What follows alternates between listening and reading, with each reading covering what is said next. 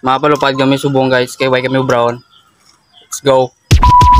Yo, what's up? For today's video ay magre-repair muna tayo ng lumang saranggola. At saka ihalo ko lang muna yung wikang Tagalog at ang sarili kong dialekto na hiligay nun. Kasi hindi lang naman puro Ilonggo lang yung target market natin, kundi pang kalahatan. Higtanta, dire, pag dire.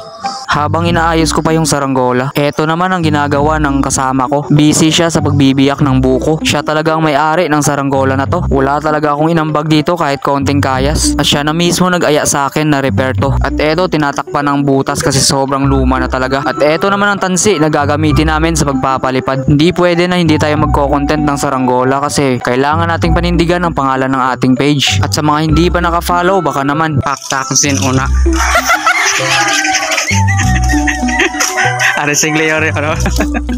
Habang papunta kami sa paliparan namin at meron na ako dito napansin na konting kababalaghan. Sino may sala niyo? At eto na itatalang ko na. At siya naman ang hahawak ng tansi kasi tinatamad ako pumunta dun sa malayo. Sobrang lambot kasi ng lupa na madadaanan mo dito. Bunga ng matinding pag-uulan. Sobrang lakas kasi yung nakaraang bagyo. Guys, basa ang tubig. At eto ang unang beses na pagpalipad namin. One tap. Grabe ang kumpiyansa ko dito na matayog ang pagpapalipad namin. Pero napansin ko na parang umiikot siya. Kulang ng pabigat sa may ulo. One tap. Why na, balda na how? One tap agad.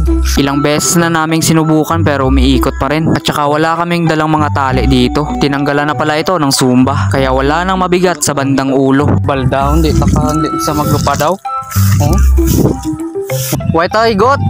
Gingkakas mo diglayor, lipat ko. Gingkaksan niya iya sambador.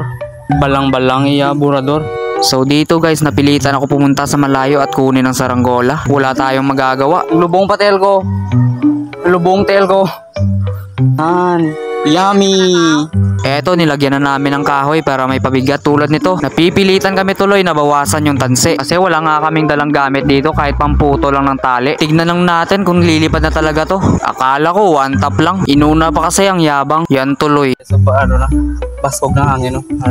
Mabutong sa ano. Bali mabutong sa na. Uy, lo. Buti na lang tumayog naman siya. Epektibo naman ang nilagay naming pabigat. Oh, tignan nyo. Kala nyo di lilipad, no? Lilipad ako para lang sa'yo.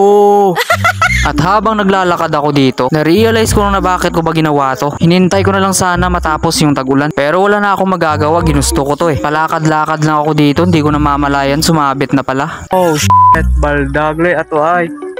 To guys, so baldagle oh. Bugto na. Ayota, why na? Sabit na. Ayan o, sumabit. Sa pool naman ulit ang duldol guys. Nung nagbagyo balaan tapos nabasa ang gamot. Namlansya rin. Nagdadahilan pa. Ulul. Tapas mo. Guys, may may kumunoy ito mga bro. Oh. May kumunoy. Na delikado diya may kumunoy. Hindi naman nakaka-disappoint ang mga ganitong bagay guys. Kasi minsan lang naman to. Ang importante ay naging masaya kayo kahit papano. Kasi di na tayo pabata. Pero ang saya lang isipin na minsan kang naging bata. Ano lang to de? Mga wat lang taman ako.